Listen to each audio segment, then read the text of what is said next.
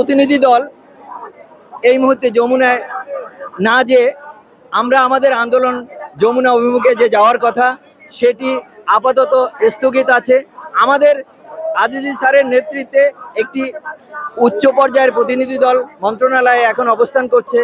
ওনার বার্তা হচ্ছে আমরা এখানে সুশৃঙ্খলভাবে অবস্থান করব যতক্ষণ না উনি আমাদের জন্য একটি সুন্দর সংবাদ, আমাদের যৌক্তিক দাবি ওনারা যদি মেনে নেন তাহলে সেটি এখানে এসে শহীদ মিনারে এসে উনি আমাদের শিক্ষকদের সামনে ঘোষণা দেবেন।